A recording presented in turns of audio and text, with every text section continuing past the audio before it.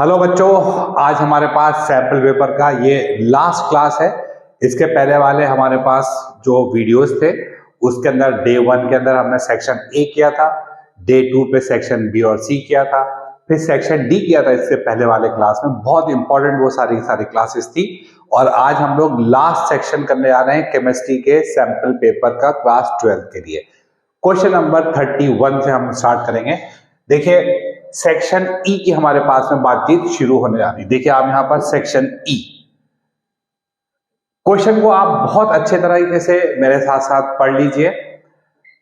An aqueous solution containing 28% by mass of a liquid, 28% by mass of a liquid. कोई liquid है जो कि 28% by mass है, जिसका मॉलिक्यूलर मास है बच्चे लोग 140 grams, has a vapour pressure 160 mm at 37 degree centigrade. Find the vapour pressure of the pure liquid. Find the vapour pressure of the pure liquid. A, the vapor pressure of water at 37 degree centigrade is 150 mm, 150 mm। तो ये हमारे पास में बच्चों एक question आ रहा है जिसमें कि सबसे पहला बात ये होता है, जब भी कोई क्वेश्चन आपके पास आएगा तो ये हमें डिसाइड करना पड़ता है ये क्वेश्चन किस सेक्शन का हो सकता है। तो साफ तौर से ये सवाल कह रहा है कि मैं सॉल्यूशन के चैप्टर का हूं और वेपर प्रेशर का सवाल है ये। तो वेपर प्रेशर की बात आती है तो सबसे पहले हमारे सामने बात आती है रॉड्स लॉ की। तो मैं इसका सॉल्यूशन को शुरू करूंगा बच्चों। यहां पर देखिए, आपको इससे पहले ये बताया जा चुका है कि आपको मैं इस तरह से करा रहा हूं सैंपल पेपर कि इस साइड में हमारे पास क्वेश्चंस हैं और इस साइड में हम लोगों ने इसका सॉल्यूशंस पहले से डिसाइड कर रखे हैं, जिससे कि टाइम हमारे पास में सेव हो जाना चाहिए। तो देखिए, रॉड्स लॉ की आप बात करिए, फॉर टू मिसेबल लिक्विड्स, अगर दो चीजें हैं आपके पास में और वो मिसेबल है यानी कि मिक्स हो सकते हैं और उनकी वेपर्स बन सकती हैं, वोलेटाइल भी हैं, तो हमारे पास में जो टोटल प्रेशर हुआ करता है बच्चों, वो टोटल प्रेशर क्या होता है हमारे पास में, आप देखिए इस चीज को यहां पर। तो वो टोटल प्रेशर हमारे पास में बच्चों देखिए ऐसे होता है। देखिए P टोटल, अगर आपको इसका फॉर्मूला ध्यान आ रहा हो तो टोटल जो प्रेशर होता है हमारे पास में, टोटल प्रेशर वो क्या था बच्चों हमारे पास में, partial pressure of A plus partial pressure of B। ये आपका एक सिंपल सा लॉ है जो कि हमने सॉल्यूशन के चैप्टर में पढ़ रखा है। और पार्शियल प्रेशर का फॉर्मूला अब रॉड्स ने बताया। रॉड ने ये कहा कि ये होगा हमारे पास P not into mole fraction of A plus P not of B into mole fraction of B। ऐसा हमें रॉड्स ने कहा। रॉड्स के लॉ आप लोग जानते हैं। उसने कहा था कि पार्शियल प्रेशर किसी भी सब्सटेंस का क्या होता है बच्चों, यहां पर pure state pressure into mole fraction of this compound. तो इसको लेकर के मैंने यहां पर लिखा। अब इसको जरा सा मैं हटा देता हूं, इसकी जरूरत नहीं पड़ेगी अब हमें करना क्या है। आप क्वेश्चन को देखिए, आप ये कहते हैं find the vapour pressure of the pure liquid. Find the vapour pressure of the pure liquid. तो अब इसका मतलब ये हुआ कि हमें एक तो vapour pressure of pure liquid पता करना है, तो यानी कि आपको ये पता करना है। तो देखिए, मैंने ये फॉर्मूला ऊपर लिख रखा है। अब सबसे पहली चीज आती है कि ये जो लिक्विड ए है उसके हमारे पास मोल्स कितने होंगे, क्योंकि मोल फ्रैक्शन का फॉर्मूला आप सब बच्चे जानते हैं। जिस बच्चे को भी नहीं पता वो एक बार फिर से देख लेगा। Moles of A divided by moles of A plus moles of B, ऐसा हमारे पास में मोल फ्रैक्शन का फॉर्मूला हुआ करता है। तो उसके लिए जरूरी क्या है बच्चों हमारे पास में, एक तो हम मोल्स पता करें ए के कितने हैं और मोल्स पता करें हमारे पास बी में कितने हैं। तो अब आप इस सॉल्यूशन को अगर देखते हैं तो एक बार फिर से इस सॉल्यूशन में नजर आ रही है। इसमें क्वेश्चन दे रखा है कि हमारे पास में बच्चों एक पूरा एक सॉल्यूशन है जिसमें ए हमारे पास में कोई चीज हमारे पास है और वाटर के अंदर पड़ी हुई, क्योंकि इसने क्या दे रखा है आपके पास में कि vapour pressure of pure water. इसका मतलब ये जो दूसरा सब्सटेंस हमारे पास में वो क्या है हमारे पास में, वो है वाटर। ये देखिए आप, ये वाटर हमारे पास में यहां पर पड़ा हुआ है। तो आपको बच्चों क्या करना पड़ेगा, पहले मोल्स लेने पड़ेंगे ए के, फिर मोल्स लेने पड़ेंगे आपको किसके, वाटर के। तो ये देखिए ये आपके पास में वाटर है, देखिए गिवन चीजों को आप समझिए अच्छे तरीके से। वाटर के बारे में कहते हैं कि इसका जो वेबर प्रेशर है, जिसको क्या आप कहेंगे pure state pressure of water, is equal to how much बच्चों, 150 mm। ये आपके पास में है। अब जरा इस सॉल्यूशन के बारे में बातचीत कर लेते हैं। 28% बाय मास, तो ये तो आपने पहले ऑब्जर्व कर लिया है कि ए हमारे पास में एक सब्सटेंस है जिसका मॉलिक्यूलर मास कितना है, 140। अगर मैं एक बार फिर से रेड पेन से लेकर के आता हूं, ए का बच्चों जो मॉलिक्यूलर मास है वो कितना है, 140। तो ये आपका सॉल्यूशन दे रखा है, इसका मॉलिक्यूलर मास है 140, ये वाटर है जिसका प्योर स्टेट प्रेशर 150 mm हुआ करता है हमारे पास में, और हमारे पास में एक्वस सॉल्यूशन का जो प्रेशर है वो 160, यानी कि जो टोटल वेपर प्रेशर है वो कितना है, 160। और तब आपको इन सब चीजों के बाद में करना क्या है आपको, आप यहां पर देख सकते हैं टोटल प्रेशर कितना दे रखा बच्चों, यहां पर 160। देखिए मैंने यहां से लेकर के यहां पर लिख दिया 160, है ना। अब आपको क्या क्या चीजें गिवन है इस फॉर्मूले के अंदर, ये मैंने आपको एक बार ड्राइंग दिखाई है, इसको रब करने के बाद में फिर मैं आपके सामने जो भी चीजें गिवन थी उनको एक बार लिख देता हूं, ये बहुत बढ़िया तरीके से आप क्वेश्चन को समझ लीजिए। देखिए आपके पास में बच्चों दे रखा है मॉलिक्यूलर मास ऑफ सब्सटेंस ए 140, आपको दे रखा है टोटल वेपर प्रेशर यानी कि प्रेशर ऑफ द सॉल्यूशन जो कितना है बच्चों अपने पास है 160 mm, ये देखिए आप, और हमें दे रखा है कि वाटर का जो हमारे पास में प्योर स्टेट प्रेशर है वो कितना है बच्चों 150 mm। अब आप इससे अभी आप यहां पर देखिए मिलाते रहेंगे, और हमें दे रखा है ये 28% का सॉल्यूशन है। 28% का सॉल्यूशन का क्या मतलब होता है, देखिए इस बात को यहां पर हम लोग ऑब्जर्व करने जा रहे हैं। 28% का क्या मतलब होता है, 28% का मतलब क्या हो गया, 28 ग्राम हमारे पास में है सॉल्यूट ए, और इसलिए hence water is equal to, बच्चों वाटर कितना हो जाएगा, 100 में से 28 को माइनस कर देंगे तो it will be equal to 72 grams. तो अब आपके पास में देखिए क्या क्या चीजें हैं, एक बार आप ऑब्जर्व कर लीजिए खूब अच्छे तरीके से मेरे साथ साथ। आपको दे रखा है टोटल प्रेशर 160 mm, वाटर का प्रेशर सिर्फ 150 mm, इस सब्सटेंस का मॉलिक्यूलर मास 140 ग्राम्स, और 28% सॉल्यूशन है, इसका मतलब ये हो गया 28 ग्राम सॉल्यूट है, तो वाटर हमें निकालना होगा तो वो हो जाएगा हमारे पास 72 ग्राम्स।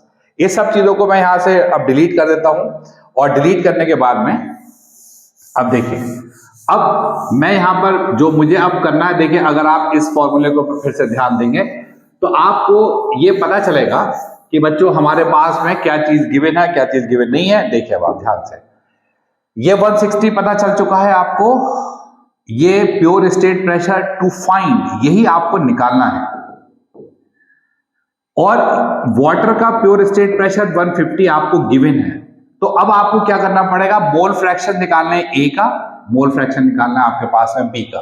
तो उसके लिए बच्चों हम लोग क्या काम करेंगे, पहले तो मोल्स ऑफ ए निकाल लेते हैं। मोल्स ऑफ ए 28 ग्राम इसका वेट है, और 140 जो है इसका क्या है हमारे पास है बच्चों, मॉलिक्यूलर मास। तो आप जानते हैं मोल्स का formula weight upon molecular weight होता है, तो ये आ चुका है 0.2। देखिए हमने ऑलरेडी इसको एक बार सॉल्यूशन में लिख रखा है, आप यहां पर भी देख सकते हैं।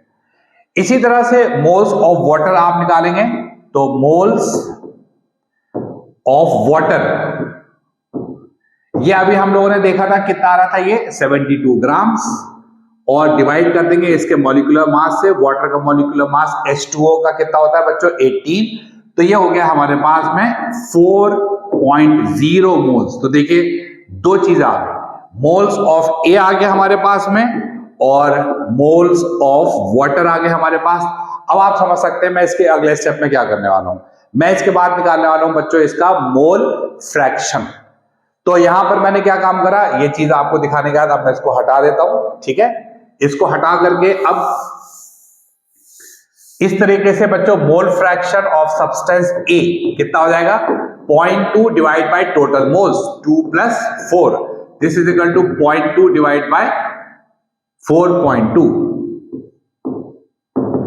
और मोल फ्रैक्शन ऑफ वाटर ले लेते हैं बच्चों यहां पर, तो this is equal to water के 4 डिवाइड बाय 4.2।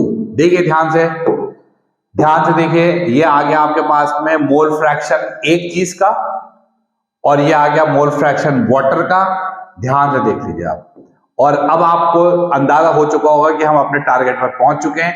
आपको ये चीज भी पता चल गई है, अब ये वाली चीज भी पता चल चुकी है। मैं इन सब चीजों की वैल्यूज रखने वाला हूं और फिर हमारा आंसर बिल्कुल सामने बन करके आ जाएगा। देखिए अब मैं यहाँ पर वैल्यूज रखने वाला हूँ, ठीक है ना। तो मैं इसको यहाँ से रफ कर देता हूं और अब मैं इसके कंटिन्यूएशन में चलता हूं बच्चों। यहाँ पर 160 इज इक्वल टू, अब हमें देखिए पी नॉट ए तो निकालना है। मोल फ्रैक्शन आपने अभी देख लिया, 0.2 डिवाइड बाय 4.2 आया हुआ है और वाटर का 150 हमको दे रखा था प्योर स्टेट प्रेशर, और इसका मोल फ्रैक्शन बच्चों 4/4.2 आ चुका है। और इस तरीके से हम पहुंच गए हैं अब इसके सॉल्यूशन के ऊपर, ठीक है। ये एक्सप्रेशन आपने देख लिया, टोटल प्रेशर दे रखा था बच्चों हम लोगों को 160, वाटर का है 150। इस चीज का प्योर स्टेट प्रेशर हमें निकालना है, ठीक है। तो अभी मैं यहाँ पर क्या करने वाला हूँ, सब कुछ क्लीन कर दूंगा और इसका कैलकुलेशन फटाफट आपको मैं यहाँ पर अभी दिखाने वाला हूँ। और देखिए इसकी कैलकुलेशन इस तरीके से आएगी हमारे पास। देखो बच्चों, ये आपका क्वेश्चन मैं यहाँ पर आपको देखिए उठा करके ले आता हूं और ये फाइनली मतलब कैलकुलेशन आपके सामने और इनलार्ज और इनलार्ज और इनलार्ज, ठीक है भाई। मैं समझता हूं इतना इनलार्जमेंट काफी हो गया। ये क्वेश्चन मैंने आपके सामने अभी लिख रखी थी। 160 इज इक्वल टू ये total pressure 0.2/4.2 P not of A, 4/4.2 into 150। तो इस तरह से जब आप पी नॉट की वैल्यू निकालेंगे तो इसको लेकर के हम आएंगे, इधर इसको माइनस कर देंगे और ये वैल्यू 360.15 बन करके बच्चों हमारे पास तैयार होने जा रही है। देखिए ये हमारा आंसर बन करके तैयार हो गया। तो ये क्वेश्चन किस चीज का हुआ बच्चों हमारे पास में, रॉड्स लॉ का सवाल हो गया, जो कहता है कि total pressure is equal to partial pressure of A plus partial of B, जिसके अंदर partial pressure is equal to P naught यानी कि pure state pressure into its mole fraction. देखिए इस साल काफी उम्मीद है इस चीज के आने की, रॉड्स लॉ के ऊपर, क्योंकि पिछले हम देख रहे हैं 1-2 सालों से ideal solutions, non ideal solutions के ऊपर बेस्ड थ्योरेटिकल क्वेश्चन आ रहा है। इस बार हो सकता है कि आपसे न्यूमेरिकल ही पूछा जाए, तो ये न्यूमेरिकल के लिए आप बिल्कुल अच्छी तरह से रेडी रहिए। तो ये हमारे पास में बच्चों हो गया। अब हम लोग नेक्स्ट स्टेप के ऊपर मूव करते हैं और देखिए इसको पहले क्लीन कर देते हैं और हम आते हैं अब नेक्स्ट क्वेश्चन के ऊपर। चलिए भाई, अब हम लोग नेक्स्ट क्वेश्चन के ऊपर मूव करेंगे और सुनिए अब आप यहाँ पर नेक्स्ट क्वेश्चन क्या है ये देखिए। अब आप पढ़िए आप अच्छे तरीके से। ये नेक्स्ट क्वेश्चन हमारे पास में सैंपल पेपर के अंदर क्वेश्चन नंबर 31 का B part. A solution contains 413 gram of H2SO4 per liter of solution at 20 degrees centigrade. If the density is 1.243 grams per ml, what will be its molarity and molality? तो मैं समझता हूं कि ये सवाल आपको जो है वो बहुत ज्यादा परेशान नहीं करेगा। देखिए आप जानते हैं मोलैरिटी का फॉर्मूला क्या होता है और मोलैलिटी का फॉर्मूला क्या होता है। तो पहले हम एक एक करके शुरुआत करते हैं। देखो बच्चों यहाँ पर इस चीज को ध्यान से देख लीजिए, ये लिखा हुआ है 413 ग्राम H2SO4 पर लीटर। तो मोलैरिटी अगर आपको निकालनी है तो क्या लिखेंगे बच्चों हम लोग यहाँ पर, moles of H2SO4 divided by moles of H2SO4 divided by volume of the solution. अब हम सब लोग जानते हैं कि मोल्स का फॉर्मूला क्या होता है, weight upon molecular weight into volume. देखिए लिखा हुआ है पर लीटर, ये लिखा हुआ है पर लीटर, जो कि हमारे पास क्या हो जाएगा, ये 1 पर लीटर। अगर आपको ऐसा लगता हो कि इसको ये छोटा है तो मैं जरा सा इसको आपके सामने इनलार्ज करके दिखा देता हूं। देखिए आप, अगर मैं इसको थोड़ा सा इधर ले आता हूं और इनलार्ज हो जाएगा। देख लीजिए भाई, क्वेश्चन देख लें आप। A solution contains 413 gram H2SO4 per liter of solution at 20 degree centigrade। अब तो आपको काफी बड़ा बड़ा दिखाई पड़ रहा होगा। What will be its molarity and molality? What will be it's molarity and molality. तो जैसा कि मैंने आपको बताया, इसका सॉल्यूशन मैं आपके सामने कर रहा हूं, और सॉल्यूशन देखिए यहां पर आप देख सकते हैं कि किस तरीके से मैंने करना शुरू किया था। पहले मैं इसको क्लीन ही कर दूंगा, दोबारा से लिख दूंगा मैं। तो बच्चों देखिए, molarity is equal to weight of H2SO4, weight of H2SO4 divided by इसका मॉलिक्यूलर मास। वॉल्यूम तो भैया 1 लीटर क्लियर है। तो वेट ऑफ H2SO4 बच्चा लोग कितना है, 413 ग्राम्स। मॉलिक्यूलर वेट इसका 98 होता है। अगर कोई बच्चा इसमें थोड़ा सा भी परेशान हो तो भाई ध्यान रखिएगा कि ये आपको रटा हुआ होना चाहिए। 16 इंटू 4, हाइड्रोजन का मास 2, सल्फर का 32 और ऑक्सीजन 16 इंटू 4, तो दिस विल बिकम 98। और इसको फिर आप 1 लीटर वॉल्यूम से आप मल्टीप्लाई कर देंगे। तो हमारे पास है बच्चों, इसकी जो वैल्यू निकल करके आ रही है वो हमारे पास में आ रहा है, इसका आंसर आप देख सकते हैं कि इसकी जो हमारे पास में मोलैरिटी आएगी वो कितनी आ रही है, 5.027, 5.027। ठीक है भाई, 5.027।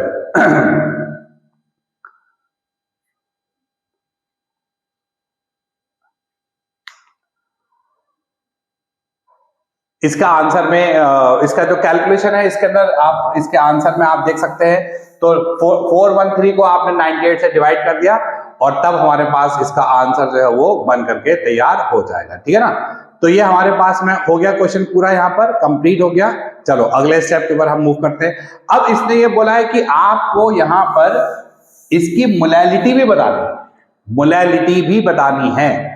ये आपके पास में एक इंटरेस्टिंग बात आने जा रही है। देखिए बच्चों, मोलैलिटी बताने के लिए आप जानते हैं, पहले मैं इसका फॉर्मूला लिख देता हूं आपको। Molality is equal to moles और divided by weight of the solvent, जो कि यहां पर क्या बनने वाला है, water. Weight of the solvent divided by water. ठीक है भाई। अब देखिए यहां जब हम लोग इसको लेकर के आते हैं तो फिर हमारे पास वैल्यू कैसे लिखी जाती है, ध्यान से सुनिएगा आप लोग। यहां पर आप इसको अच्छी तरह से देखिए, वेट ऑफ द सॉल्वेंट ऐसे निकलेगा कि ये आपको दे रखा है डेंसिटी। देखिए आप याद रखिएगा, ये जो डेंसिटी होती है हमेशा ये मास को वॉल्यूम में कन्वर्ट करती है और वॉल्यूम को मास में कन्वर्ट कर देती है। तो अगर हमारे पास में देखिए कि 1 लीटर का सॉल्यूशन है हमारे पास, तो डेंसिटी दे रखी, तो इससे हमारे पास में बच्चों मास आ जाएगा। देखिए आप सब लोग जानते हैं density is equal to mass upon volume. 1.243 grams पर ml दे रखी है और मास मुझे निकालना है इस सॉल्यूशन का, mass of the solution divided by volume. Volume दे रखा है बच्चों 1 लीटर। 1 लीटर को मैं क्या लिखने वाला हूं यहां पर, 1000 ml करके, क्योंकि ये ml के अंदर है यूनिट, तो यहां पर भी ml में रखिए आप। इससे क्या होगा बच्चों, हमारे पास मास ऑफ सॉल्यूशन जो है वो आ गया 1000 into 1.243 and this is equal to 1243 grams.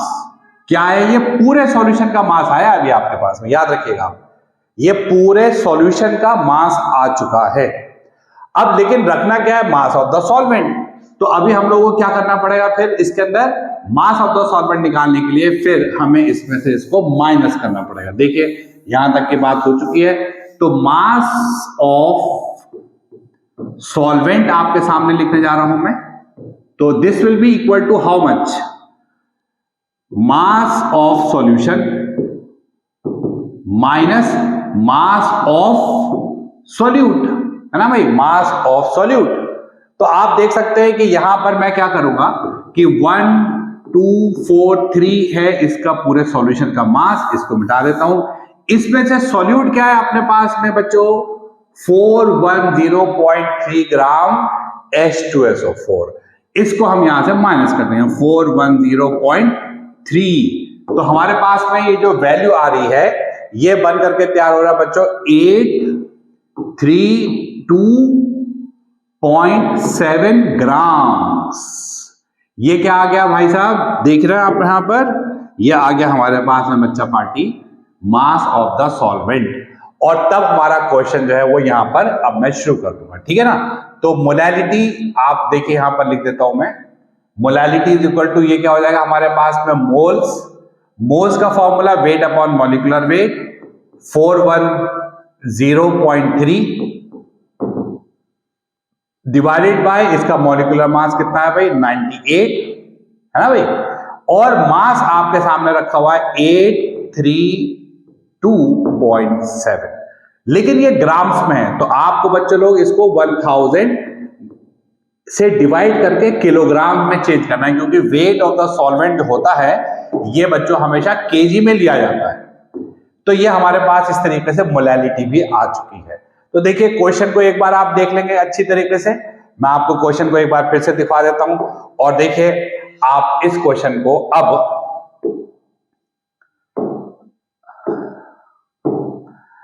A solution contains 410.3 grams H2SO4, यानी कि ये हमारे पास में पूरा सॉल्यूशन है, ये हमारे पास पानी है, और इस पानी के अंदर हमारे पास में ये देखिए ये हमारे पास में है 410.3 ग्राम H2SO4, ठीक है, और इसकी डेंसिटी दे रखी थी हमें 1.243। मैंने क्या काम करा, मोलैलिटी निकालना तो काफी आसान काम था इसके अंदर, क्योंकि ये हमारे लिए एक सिंपल सा काम है ना। और उसके बाद में फिर क्या हो जाएगा, फिर हमारे पास में 4103 grams weight upon molecular weight into पर लीटर का वॉल्यूम मोलैलिटी आ गया। मोलैलिटी निकालने के लिए इस डेंसिटी की मदद से मैंने पूरे सॉल्यूशन का मास निकाल लिया, तो वो निकल करके आ गया 1243, उसमें से इसको माइनस कर दिया और मोलैलिटी में वेट ऑफ द सॉल्वेंट रख करके क्वेश्चन को पूरा सॉल्व कर दिया। तो ये बच्चों हमारे पास में क्वेश्चन हो जाता है, ये हो गया क्वेश्चन नंबर 31। और अब सुनेंगे आप, हम लोग जो है सेक्शन ई यानी कि लास्ट क्वेश्चन, लास्ट सेक्शन कर रहे हैं। और बच्चों लोग देखिए अब हमारे पास में आता है क्वेश्चन नंबर 32। देखिए ध्यान से, क्वेश्चन नंबर 32 जैसा कि आप देख पा रहे हैं अभी यहां पर, ये हमारे पास में ऑर्गेनिक का क्वेश्चन हो रहा है। ये देखिए आप, चलो भाई ध्यान से सुनिए, बड़ा प्यारा सवाल है ये, वो बहुत ही इंपॉर्टेंट है। ये देखिए मैं आपको क्लियर कर दे रहा हूं कि ये क्वेश्चन बहुत इंपॉर्टेंट है हमारे पास में। ये देखिए क्वेश्चन नंबर 32, आपको पहले पेपर में पहले ही दिन ये बता दिया गया था कि आपका क्लास 12 के पेपर में 5 सेक्शन होंगे, ए बी सी डी और ई। ए सेक्शन के अंदर 16 ऑब्जेक्टिव, बी सेक्शन में very short 5 question, C section में शॉर्ट क्वेश्चन 7 क्वेश्चन, उसके बाद में फिर डी क्वेश्चन में 2 कॉम्प्रिहेंशन, और फिर उसके बाद 31, 32 और 33 ये सेक्शन ई होगा, जिसके अंदर आपके पास में क्वेश्चन 5 मार्क्स के होंगे। तो देखिए एक क्वेश्चन हमने अभी पूरा किया जो कि सॉल्यूशन से रिलेटेड है, एक में हम लोगों ने रॉड्स लॉ और टोटल प्रेशर लगाया है, दूसरे वाले हिस्से में सिंपल सी मोलैलिटी और मोलैलिटी पूछी गई है। और अब देखिए बेहतरीन इंपॉर्टेंट ऑर्गेनिक के क्वेश्चंस आ रहे हैं। इसके पहले वाले वीडियो के अंदर भी ऑर्गेनिक के बड़े प्यारे क्वेश्चन थे, जिसके अंदर टेस्ट टू डिस्टिंग्विश भी था और चीजें भी थी। अब देखिए ये क्वेश्चन भी बहुत ही जबरदस्त क्वेश्चंस है अपने आप में, बहुत ही प्यारे क्वेश्चंस है। देखिए सबसे पहले मैं इस क्वेश्चन के ऊपर आ रहा हूं आपके सामने, इस क्वेश्चन को ध्यान से सुनिए आप। यहां पर यहां लिखा हुआ है an organic compound with molecular formula C9H10O। ये देखिए आप C9H10O फॉर्म्स 2,4-DNP डेरिवेटिव। देखिए जैसी ये 2,4-DNP डेरिवेटिव की बात आती है, डाइनाइट्रोफिनाइल हाइड्रोजीन, इसका मतलब ही है कि ये क्वेश्चन अल्डिहाइड या कीटोन में से आ चुका है। आगे ये कहते हैं इट रिड्यूसेस टॉलेंस रिएजेंट, इससे दोबारा से आपके बात में और दम आ जाता है कि ये जो कंपाउंड है, ये कंपाउंड आपका हो ना हो, ये अल्डिहाइड या कीटोन में से कोई चीज है। फिर उसके बाद में ये कहते हैं अंडरगोज ओके कैरिजारो रिएक्शन, इसका मतलब ये कंफर्म हो चुका है कि अब ये अल्डिहाइड है। फिर ये कहते हैं on vigorous oxidation it gives one two benzene dicarboxylic acid, identify the compound. Question को बच्चों अच्छी तरह से आप देख लीजिए, यहां लिखा हुआ एक कंपाउंड है जिसका फॉर्मूला है C9H10O, 2,4 डेरिवेटिव के साथ में भी रिएक्शन करता है, टॉलेंस रिएजेंट आपके पास में है, कैरिजारो रिएक्शन भी कर रहा है, विग्रस ऑक्सीडेशन के ऊपर ये 1,2 बेंजीन डाइकार्बोक्सिलिक एसिड देता है। आइडेंटिफाई द कंपाउंड, आपको क्या करना है बच्चों, कंपाउंड को आइडेंटिफाई करना है। देखिए इसका सॉल्यूशन मैं आपको कराता हूं तो आप देख पाएंगे कि यहां पर हम लोग जो है इसके सॉल्यूशन को शुरू करेंगे। क्वेश्चन आपके सामने लिखा हुआ भी है। एक चीज देखिए, on vigorous oxidation it gives 1,2 benzene dicarboxylic acid. यहां से शुरुआत करना है क्योंकि यहां से अभी मुझे कुछ नहीं पता चल पा रहा है कि ये क्या हो सकता है, लेकिन आपको प्रोडक्ट दे रखा है बच्चों, ये देखिए आप 1,2 बेंजीन डाइकार्बोक्सिलिक एसिड, 1 यानी कि ये और 2 यानी कि ये। देख रहे हैं आप, ये आपको मैं पहले बताता हूं, ये बहुत इंपॉर्टेंट सवाल है। ये क्या हो गया बच्चों, 1,2 benzene dicarboxylic acid, benzene dicarboxylic acid. तो ये देखिए हमारे पास में ये आ गया 1,2 बेंजीन डाइकार्बोक्सिलिक एसिड। ओके, अब हमें ये देखना है कि ये कंपाउंड, इसका मतलब ये होगा बच्चों, जब इस कंपाउंड को मैं यहां पर लूंगा तो इसका मतलब इस कंपाउंड में कोई चीज तो यहां पर भी होगी और इसका ना कोई चीज यहां पर भी होगी और बेंजीन होगा। अभी मैं इसको देख करके नहीं कंफर्म कह पा रहा था इसमें बेंजीन होगी या नहीं होगी, लेकिन क्योंकि प्रोडक्ट आपको ये दे रखा है, इसका ना एक बात पक्की हो चुकी है कि यहां बेंजीन जरूर होगी। अच्छा, अब बेंजीन है और कैनिजारो रिएक्शन आपको पता है तब होती है जब हमारे पास में CHO का ग्रुप यहां पर लगा हुआ होता है। क्या होता है बच्चों, यहां पर CHO का ग्रुप लगा हुआ है। और अब अगर आप इस कंपाउंड को देखते हैं तो यहां लिखा हुआ था C9H10O, C9H10O, C9H10O। आप देख सकते हैं कि मैं इसमें से 6 कार्बन तो ये ले चुका हूं बेंजीन में, 1 कार्बन मैंने CHO में ले लिया, तो अब कितने कार्बन बचेंगे बच्चों हमारे पास में, 2 कार्बन बचेंगे। तो वही लगेगा यहां पर क्योंकि और तो कोई ऑप्शन बचा नहीं है। एक ऑक्सीजन यहां लग चुका है और हाइड्रोजन अगर आप गिनेंगे तो आप बच्चों देखिए 1, 2, 3, 4 और 5। देखिए मैं एक बार रिपीट कर रहा हूं, एक इसका मतलब हाइड्रोजन बच्चों यहां पर लगा हुआ है, एक हाइड्रोजन यहां पर लगा हुआ है, एक हाइड्रोजन यहां पर लगा हुआ है, एक हाइड्रोजन यहां पर लगा हुआ है और एक आपका यहां पर है। तो कितने हो गए बच्चों, 5 हो गए। अगर ये 5 हो गए हमारे पास में तो अब कितने बचेंगे हमारे पास में, 5 ही हाइड्रोजन बच जाएंगे। तो ये बच्चों क्या होगा हमारे पास में, C2H5। तो आप देखिए ये जो C9H10O वो ये है कंपाउंड आपके पास में, और इससे फिर आप देखेंगे कि इसने कहा है कि अंडरगोज कैनिजारो रिएक्शन, यानी कि ये कंपाउंड कैनिजारो रिएक्शन करेगा क्योंकि यहां CHO है।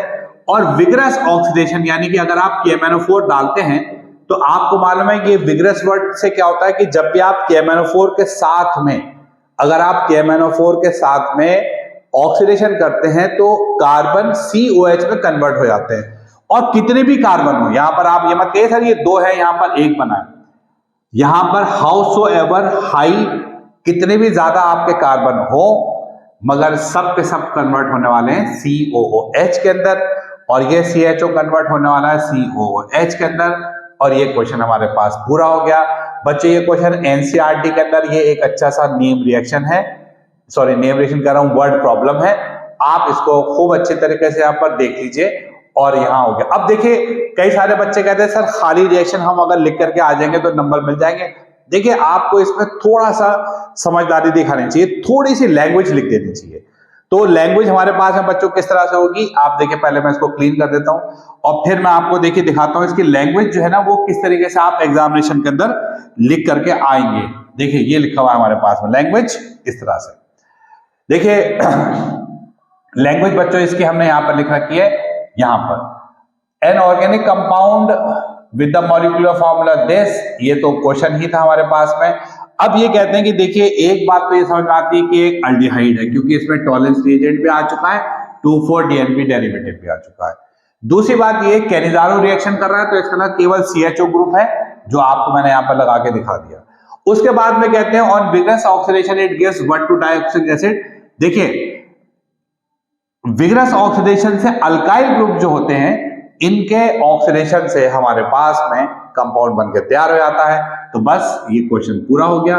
बहुत तरीकों से मैंने आपको समझा दिया कि ये आपका ऑक्सीडेशन होने से ये तो बदलेगा ही बदलेगा और ये भी आपका COOH के अंदर कन्वर्ट होगा। तो आपको बच्चों एग्जामिनेशन के अंदर इस तरह से ना ये लैंग्वेज भी लिख करके दिखानी पड़ेगी, तो आपको इसके अंदर नंबर मिलेंगे। 2 या 3 जितने भी नंबर होंगे इस क्वेश्चन के वो आपको वहां पर मिल जाएंगे। तो ये क्वेश्चन पूरा हो जाता है। इसको फिर हम लोग यहां पर अभी मिटा देते हैं, ठीक है। और फिर हम लोग जो है वो अपने वापस इसको अपनी स्क्रीन को लेकर के आते हैं और देखिए नेक्स्ट क्वेश्चन। देखिए इसको और में पूछा है इसने, ये इसमें एक इंटरेस्टिंग बात है और में। तो और में देखिए बच्चों हमारे सामने अब आता है ये question, the organic compound C3H9N। इसका मतलब ये हो गया कि ये एक हमारे पास में अमाइंस आ गया।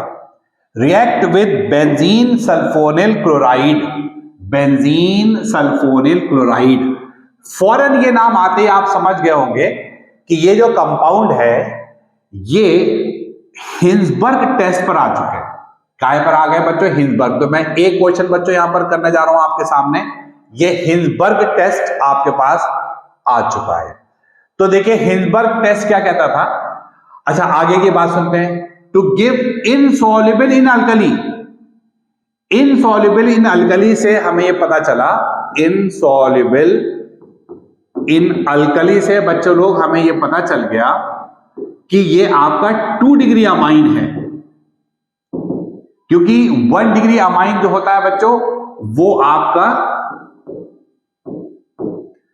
1 डिग्री अमाइन सॉल्युबल बनाता। देखिए अगर आपको ये टेस्ट नहीं पता था तो मेरे इस क्वेश्चन को कराने के बाद में जरूर आप एक बार हिंसबर्ग टेस्ट देख लीजिएगा।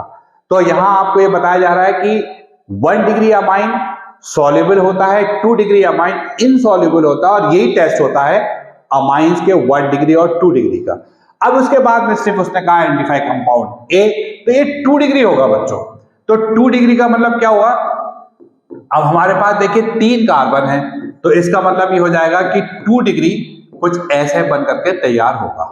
ये है 2 डिग्री, क्योंकि 2 डिग्री का मतलब नाइट्रोजन के 2 वैलेंसी इसके ऊपर कार्बन होने चाहिए, और क्योंकि हम लोग ये देख पा रहे हैं कि 3 ही कार्बन है तो एक तरफ तो कम से कम CH3 रखना पड़ेगा, एक तरफ C2H5।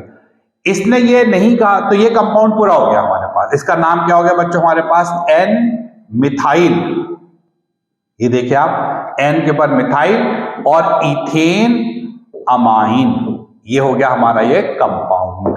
ठीक है, रिएक्शन उसने पूछी तो नहीं है, लेकिन अगर आप चाहे तो लिख सकते हैं, अगर आप चाहे तो लिख सकते हैं। देखिए मैं लिख करके दिखा देता हूं आपको क्या होता है। ये होता है benzene sulphonyl chloride, benzene sulphonyl chloride, ये बेंजीन सल्फोनिल क्लोराइड, और इस पर हमने डाल दिया है अमाइंस। ठीक है ना, 2 डिग्री अमाइन हम लोगों ने यहां पर डाल दिया। तो 2 डिग्री अमाइन कैसे काम करेगा बच्चों? यहां पर ये देखिए आप, ये हमारे पास में है नाइट्रोजन, और ये हो गया हमारे पास में CH3, और ये हो गया आपका C2H5। ठीक है ना, और इस तरह से ये 2 डिग्री हमारे पास में अमाइन होगा। तो ये रिएक्शन कर लेगा,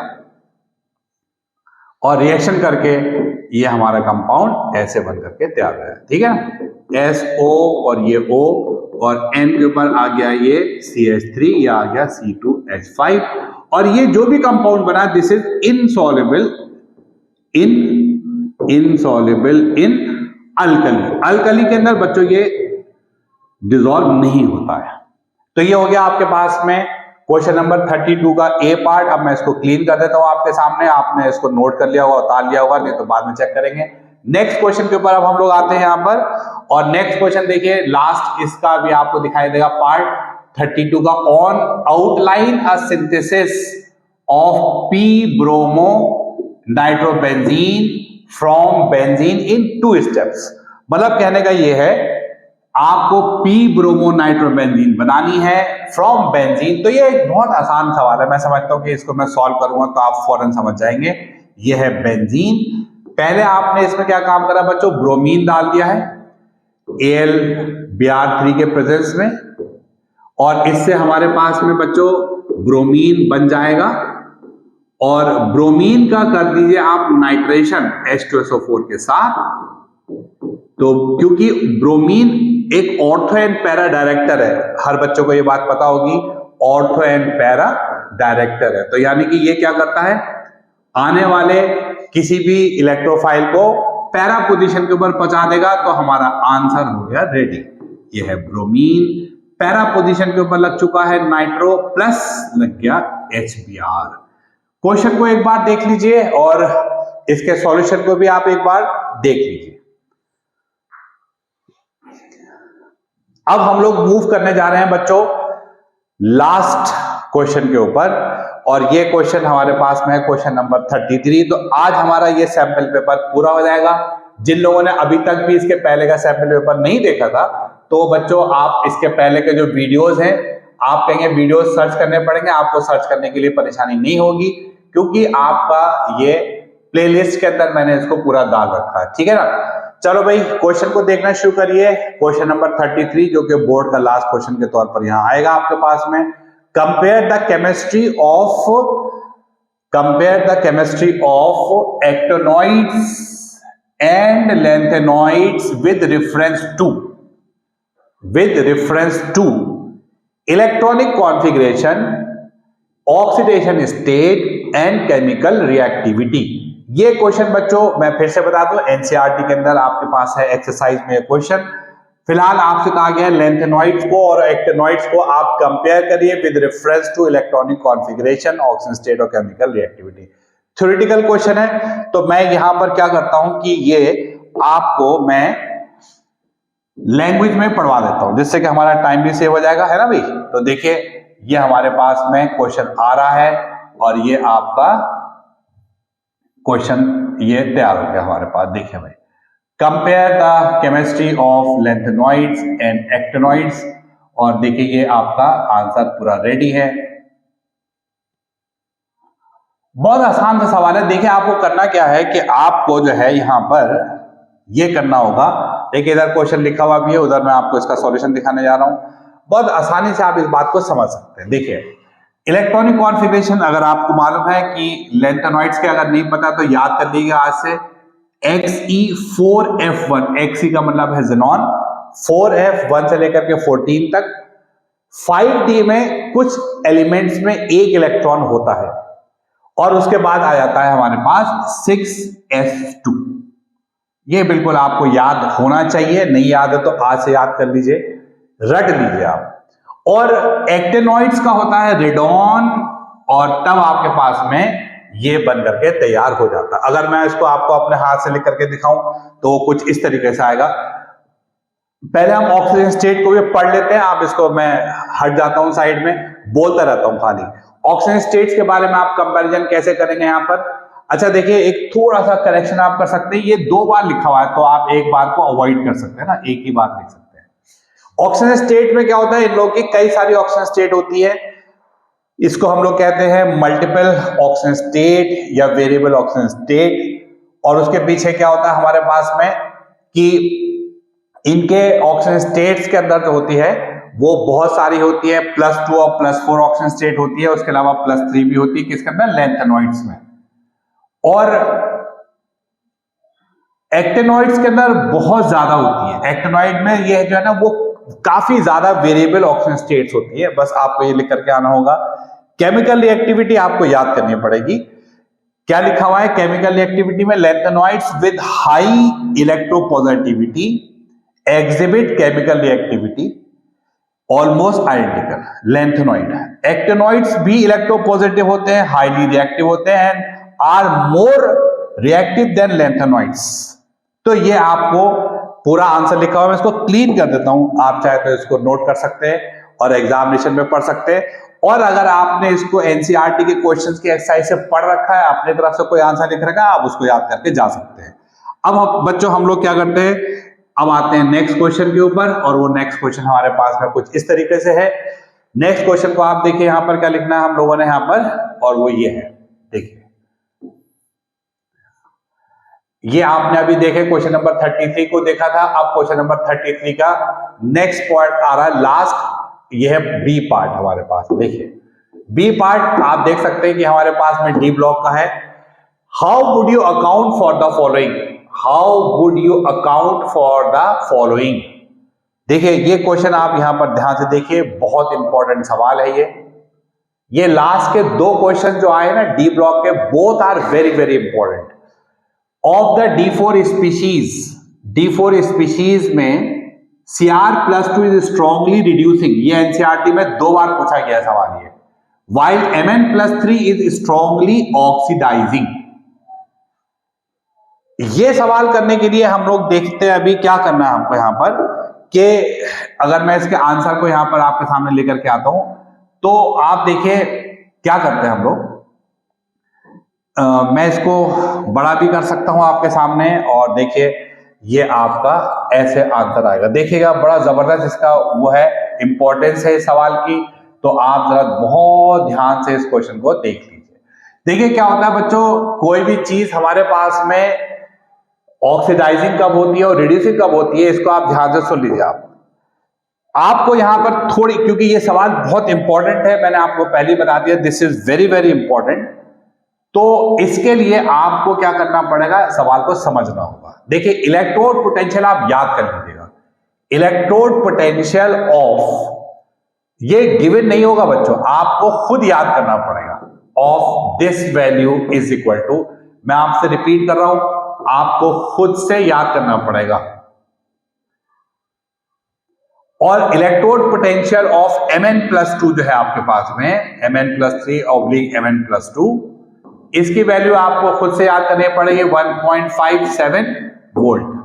देखिए इसको अब आप एनालाइज करना सीखिए, आप मेरे साथ साथ इसको आप एनालाइज करना सीखिए। आप एनालाइज बच्चों हम लोग कुछ इस तरीके से करते हैं इसको, कि अगर आपका Mn की बात करूं मैं, Mn+3 से +2 के बनने में आप देखिए हमारे पास जो वैल्यू है वो आ रही है 1.57। इसका मतलब आप समझते हैं क्या हुआ, इसका मतलब ये पॉजिटिव आपका पोटेंशियल है।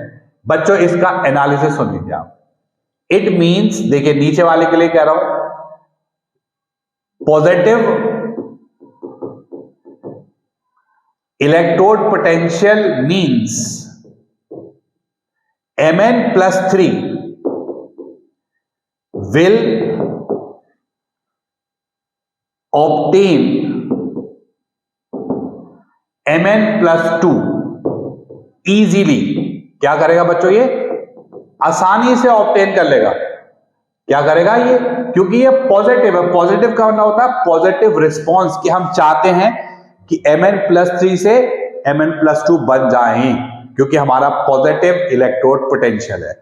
अब अगर ये Mn+3 से Mn+2 में बन रहा है, इसका मतलब बच्चों फिर से सुनिए आप इसको, इसका मतलब ये हुआ +3 से +2 कैसे बनेगा बच्चों, देखिए Mn+3 से Mn+2 कैसे बनेगा आप बताइए, जबकि वो एक इलेक्ट्रॉन को गेन करेगा, एक इलेक्ट्रॉन को वो गेन करेगा, ठीक है ना। मैं अब यहां पर क्या करने वाला हूं, जरा सा 1 मिनट रुकिए, इसको मैं बड़ा करने वाला हूं स्क्रीन को, ये देखिए आप, तो मैं इसको अभी जरा सा बड़ा कर लेता हूं, ठीक है। देखो अब तो यहां पर बच्चों मैंने आपसे ये कहा कि Mn+3, इसको मैं और अच्छे से बना करके दिखाता हूं, मेरे पास जगह हो चुकी है।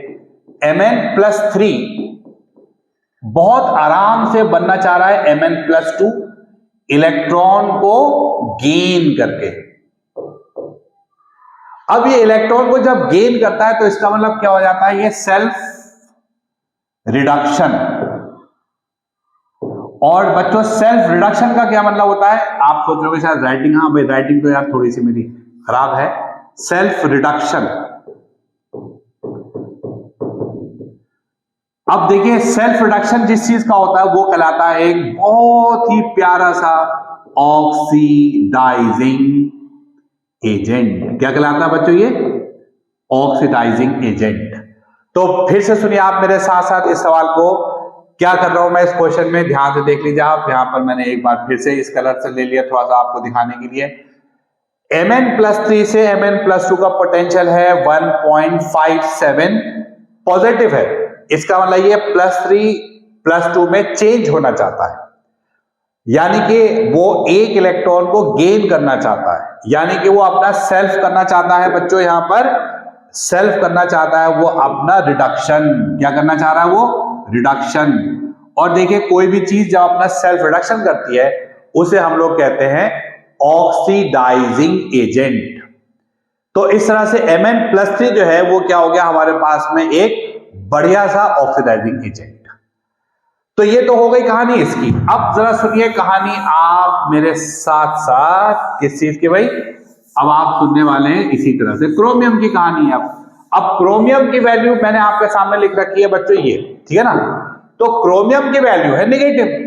इसका मतलब क्या होगा? इसको उल्टा करके सोचिए आप। इसका मतलब ये कि क्रोमियम जो है वो उल्टा काम करेगा, यानी कि अगर मैं क्रोमियम +2 लिख करके यहां पर क्रोमियम +3 लिखूंगा तो ये हो जाएगा पॉजिटिव +0.41 वोल्ट। यानी कि क्रोमियम जो है वो Cr+2 से +3 बनना चाहता है, यानी कि आपके पास में ये आप Cr+2 से +3 बनना चाहते हैं। इसका मतलब क्या होगा हमारे पास में? ये अपना करना चाहता है सेल्फ, ये देखिए आप +2 से +3 बनना चाहता हो, ठीक है ना। क्रोमियम +2 जो है ये आपके पास में करेगा अपना सेल्फ ऑक्सीडेशन, ठीक है।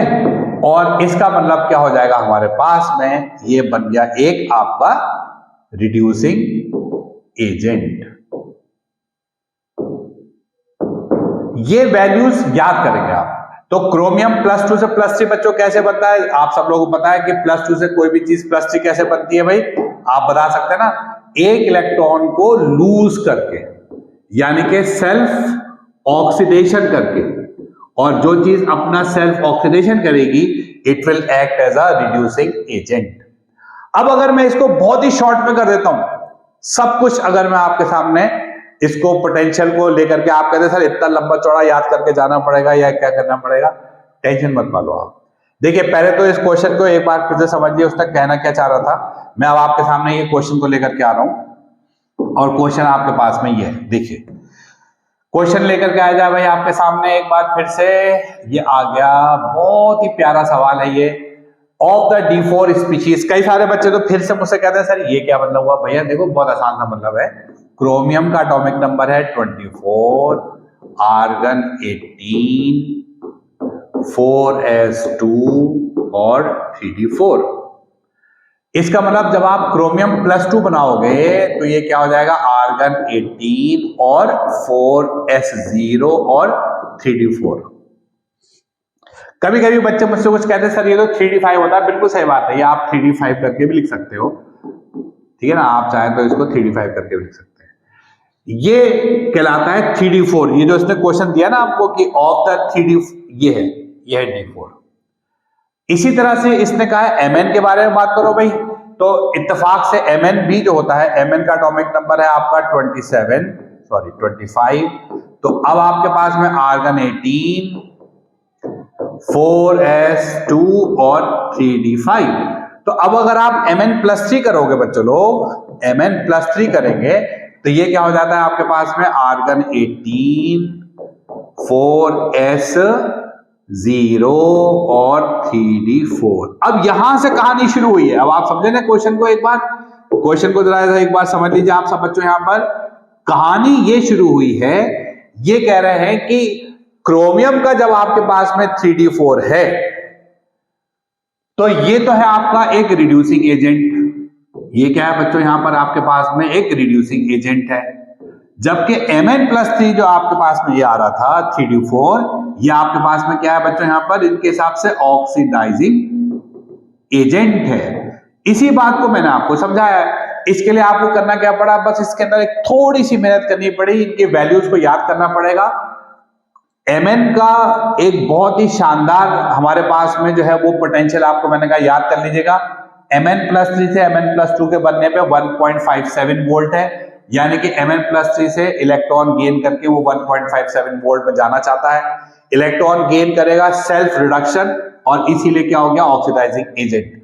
लेकिन क्रोमियम के बारे में मैंने क्या कहा है, निगेटिव। क्रोमियम का क्या है बच्चों, निगेटिव है आपके पास में इलेक्ट्रोड पोटेंशियल, तो वो करना चाहता है अपना ऑक्सीडेशन। यानी कि यहां से आप ये बात दिमाग में बैठा लीजिए, अगर किसी चीज का पॉजिटिव ऑक्सीडेशन पोटेंशियल है तो वो ऑक्सीडेशन करेगा अपना सेल्फ और वो कहलाएगा रिड्यूसिंग एजेंट। अगर किसी चीज का नेगेटिव रिडक्शन पोटेंशियल है तो वो करेगा अपना ऑक्सीडेशन और फिर वो कहलाएगा रिड्यूसिंग एजेंट। बहुत डिटेल में मैंने आपको सवाल समझा दिया है। आप जो है एग्जामिनेशन के अंदर शॉर्ट में या बहुत ही, अगर मैं फिर से एक बार आपको फाइनली बताऊं तो आप यूं कर सकते हैं सर, ऐसे लिख दिए Mn+3 oblique Mn+2 has positive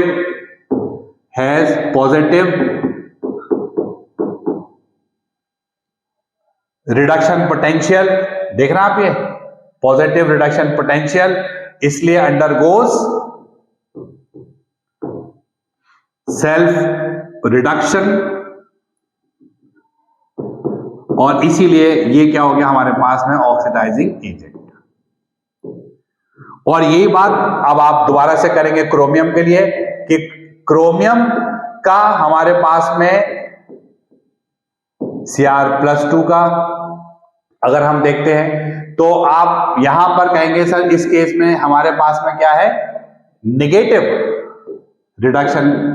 ये देखिए नेगेटिव आपके पास में है, ये आपके पास में रिडक्शन पोटेंशियल, इट अंडरगोज, यानी कि नेगेटिव अगर रिडक्शन पोटेंशियल है तो रिडक्शन नहीं करेगा, अंडरगोज सेल्फ ऑक्सीडेशन। ये वैल्यूज आप याद रखिएगा और इसीलिए ये क्या बन गया आपके पास में, एक रिड्यूसिंग एजेंट। और बच्चों फाइनली हमारे पास में आता है अब लास्ट क्वेश्चन, और ये हमारे पास में अब खत्म होने वाला है हमारा सैंपल पेपर नंबर 1। पूरी मेहनत आज हमारी खत्म हो जाएगी। और अब देखिए मैं इसको हटा देता हूं पूरा यहां से, और देखिए क्वेश्चन ये है आपके पास, lowest oxidation state of a transition metal is basic whereas highest is amphoteric और एसिडिक। देखिए बच्चों बहुत ध्यान सुनिए, बहुत ही प्यारा सवाल है ये, wonderful question, very very important. देखिए इसने कहा है कि lowest oxygen state, lowest oxide of a transition metal, lowest oxide, suppose करिए कि मैं लिखता हूं MnO, एंड हाईएस्ट लिख देता हूं मैं यहां पर, सपोज करिए MnO4-, सपोज। तो यहां देखिए Mn की वैलेंसी कितनी आ रही है बच्चों, +2, और यहां पर आपको मालूम है x - 8 = -1, तो देखिए Mn क्या हो गया आपके पास है +7। तो अगर हमारे पास कभी कोई लोवेस्ट ऑक्साइड होता है तो उसके पास में लोवेस्ट ऑक्सीडेशन स्टेट होती है, मैंने OS करके लिख दिया शॉर्ट फॉर्म में। और अगर आपके पास में हाईएस्ट होता है तो उसके अंदर आपके पास में क्या होता है, हाईएस्ट ऑक्साइड में, ये देखिए हाईएस्ट ऑक्साइड है हमारे पास में, तो यहां पर हमारे पास में क्या होती है बच्चों, हाई ऑक्सीडेशन स्टेट होती है। अब देखो भाई पहला तो पॉइंट हो गया ये। अब देखिए इससे होगा क्या बच्चों, आपको पहले मैंने ये चीज दिखा दी, पहले आप इसको ध्यान से देख लीजिए। लोएस्ट ऑक्साइड यानी कि लो ऑक्सीजन स्टेट, हाईएस्ट ऑक्साइड यानी कि हाई ऑक्सीजन स्टेट। अब मैं इसको क्लीन करने के बाद मैं दोबारा से देखिए Mn+2 और Mn+7। आपको मालूम है कि +2 से अगर कोई रिएक्शन करेगा तो +7 में जाएगा। +7 में जाने का मतलब यह है कि इट विल लूज 5 इलेक्ट्रॉन्स। देखिए 2 इलेक्ट्रॉन में से एक लूज करेगा +3, 2 लूज कर देगा +4, +5, +6। इलेक्ट्रॉन को लूज करने का मतलब आप कह सकते हैं डोनर, इलेक्ट्रॉन डोनर। और बच्चों जो चीज इलेक्ट्रॉन डोनर होता है उसी को ही हम लोग कहते हैं बेस, लुईस बेस। और अब जरा सोचिए आप दिमाग में कि अगर हमारे पास में Mn+7 है तो वो क्या करेगा किसी भी रिएक्शन में, तो Mn+7 जो होगा हमारे पास बच्चों, ये +7 से +2 में कैसे आएगा, इलेक्ट्रॉन 5 इलेक्ट्रॉन गेन करेगा या एक्सेप्ट करेगा। तो इलेक्ट्रॉन एक्सेप्टर्स जो होते हैं उनको हम कहते हैं एसिड। तो एक बहुत ही सिंपल सी चीज थी ये, यानी कि आप लोग अच्छी तरह से जानते हैं कि जो इलेक्ट्रॉन डोनर्स होते हैं उनको हम कहते हैं बेस, और जो इलेक्ट्रॉन गेनर्स होते हैं, इलेक्ट्रॉन को एक्सेप्ट करने वाली चीजें होती हैं, उनको हम लोग क्या कहते हैं, एसिड। तो इसलिए हमारे पास में जो लोअर ऑक्सीजन स्टेट है ये तो हमारे पास में हो गया बेसिक, और जो हायर ऑक्सीजन स्टेट है वो एम्फोटेरिक या एसिडिक बनकर के तैयार हो जाता है। तो ये आपके सामने लिखा हुआ है, अगर आप लैंग्वेज में लिखेंगे तो बिल्कुल यही चीज आप लैंग्वेज में लिख करके आ जाएंगे कि lower oxides are electron donors, hence basic, और higher oxides are electron acceptors and hence acidic. तो ये हमारे पास में बच्चों आंसर पूरा हो गया, और इस तरह से हमारे पास में ये पूरा जो है सेक्शन खत्म हो गया। और अब आप देखिए हम यहां पर फाइनली इसको सैंपल पेपर को हमने खत्म कर दिया। फिर से आप मेरी बात सुन लीजिए फाइनली तरीके से। हमारे पास में जो क्वेश्चन पेपर होता है उसके अंदर हमारे पास में ये देखिए, मैं इसको अब इसको छोटा कर देता हूं। ये पेपर आप पहले दिन के अंदर देख लीजिए, ये लिखा होता है सैंपल पेपर नंबर 1, जहां से मैंने शुरू करवाया आप लोगों को। और यहाँ पर देखिए पहला है 33 क्वेश्चंस हैं, 5 सेक्शंस हैं, 1 से 16 तक मल्टीपल चॉइस है, 17 से 20 एसेंशियल रीजन इसी में ही है, वेरी शॉर्ट। फिर उसके बाद में शॉर्ट आंसर, फिर 29-30 केस स्टडीज, 31 से 33 तक लॉ आंसर, जो आज हम लोगों ने किया है। कोई कैलकुलेटर का अलाउड नहीं होगा, सारे क्वेश्चंस कंपल्सरी हैं। केवल आपके पास में क्या होगा कि आपको जो है इंटरनल चॉइस है, section A, section B, section C, section D. 4 videos में हमारे पास में ये पूरा सैंपल पेपर पूरा हुआ है। और अब आप देखिए, मैं आपको अगर आपने आखिर तक ये मेरे इस वीडियो पर आ चुके हैं, बहुत इंपॉर्टेंट मैसेज देना चाहता हूं। मेरे क्लासेस को अपलोड करने का जो सिस्टम होगा वो ये होगा बच्चों। देखिए फ्राइडे, ध्यान से सुन लीजिए आप, सैटरडे और संडे 3 दिन आपके क्लास 12 के क्लास चला करेंगी, क्लास 12। इसके अंदर मैं आपको सैंपल पेपर्स करा रहा हूं। अभी मैं एक सैंपल पेपर और कराऊंगा। मैं इस फ्राइडे, सैटरडे, संडे को आप सैंपल पेपर नंबर 2 करेंगे। तो मैंने आपसे पहले भी कहा था मैं 2 सैंपल पेपर कराऊंगा। इस पेपर को कराने के बाद फिर बहुत सारे बच्चों के मेरे पास में रिक्वेस्ट आई हुई कि सर आप जरा ऑर्गेनिक की चीजें करा दें। तो ऑर्गेनिक के यानी कि नेक्स्ट जब फ्राइडे, सैटरडे, संडे आएगा तो इंपॉर्टेंट कन्वर्जन्स।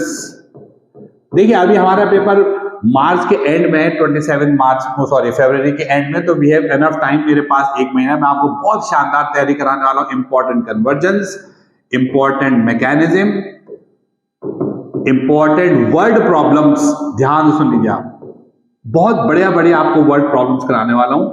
और इसके अलावा मैं आपको एक और बहुत प्यारा मैसेज देना चाहता हूं, और वो ये है कि मैंने आप लोगों के लिए एक और सिस्टम तैयार करा है कि जो भी बच्चे आप में से आईटी में, देखिए ये वाला सेशन तो निकल जाएगा, नेक्स्ट आईटी के सेशन में या नीट में अपियर होना चाहते हैं, तो मैं इन लोगों के लिए एक पेपर तैयार किया करूंगा। और वो जो पेपर होगा आपका वो हुआ करेगा मंडे को और ट्यूसडे को। अगर आप मेरी क्लास को ये ज्वाइन करेंगे तो आपको वीडियोस मिलेंगे आईटी और नीट के पेपर्स, सैंपल पेपर्स जो इस साल के लिए इंपॉर्टेंट है। मैं आपको क्वेश्चंस कराऊंगा। मैं आईटी मेंस की बात होगी, अभी एडवांस की बात नहीं होगी। आईटी मेंस और नीट के लिए मैं आपको कराऊंगा। और एक और इंपॉर्टेंट मैसेज लास्ट में है, और वो बच्चों मैसेज ये है कि आपके लिए मैं एक बहुत इंपॉर्टेंट बात शुरू करने आ रहा हूं, उसको मैं कहता हूं करियर क्लासेस। इसमें मैं आपके काउंसलिंग करूंगा, और ये आपको एक मेरी क्लास मिला करेगी, वेडनेसडे के दिन मैं लोड करूंगा। और देखिए ये एक बड़ी इंपॉर्टेंट क्लास है। इसके अंदर मैं आपको बताऊंगा क्लास 12 के बाद में अगर आप इंजीनियरिंग कर रहे हैं तो इंजीनियरिंग में मैकेनिकल इंजीनियरिंग करें या इलेक्ट्रिकल इंजीनियरिंग करें या आर्किटेक्ट करें। अगर आप बीएससी कर रहे हैं तो बायोकेमिस्ट्री अच्छी चीज है या बायोटेक्नोलॉजी ज्यादा अच्छी चीज है। मेडिकल के अंदर आप जा रहे हैं तो वहां पर ऑप्शंस कम है। नीट आप सेलेक्ट होंगे तो उसके लिए कितनी मेरिट जा सकती है, उसके फॉर्म कब आएंगे, ये सारी बातें मैं आपको बताऊंगा। इसका मैंने नाम रख रखा है कैरियर सेशन। तो कैरियर क्लासेस का इसका मैंने नाम रखा है। और याद रखिए Monday, Tuesday, Wednesday, Thursday, Friday, Saturday और संडे। तो अब मैं आपके सामने ये क्लियर कर दूंगा कि देखिए मंडे और ट्यूसडे को आपके लिए क्लास में लेकर के आया करूंगा बच्चों। ये मेरा शेड्यूल रहा करेगा। जो बच्चे आईआईटी के लिए और नीट के लिए बात करेंगे, इनके बारे में इंपॉर्टेंट क्वेश्चंस अभी से करना शुरू कर दीजिए। और वेंसडे के दिन मेरी क्लास हुआ करेगी कैरियर के ऑप्शंस के ऊपर, आपके ऊपर बहुत प्यारे लेक्चर्स है ये। और थर्सडे के दिन आपके there is no class, no class, no video. No class का मतलब नो वीडियो। और यहां फ्राइडे, सैटरडे और संडे के दिन मैं क्लास 12 के बच्चों से बात करने वाला हूं, जिसके अंदर मैं उनको सैंपल पेपर्स कराऊंगा, important mechanism, important convergence, important word problems. तो बने रहिए आप मेरे साथ में, चैनल को सब्सक्राइब कर लीजिए। अपने दोस्तों को आप फॉरवर्ड भी कर सकते हैं कि भाई एक चैनल है जिसके अंदर एक एडविन सर हैं जो कि लगातार केमिस्ट्री को लेकर के हमारे साथ बने हुए हैं। ठीक है, आज के लिए इतना रहेगा। Take care, bye bye.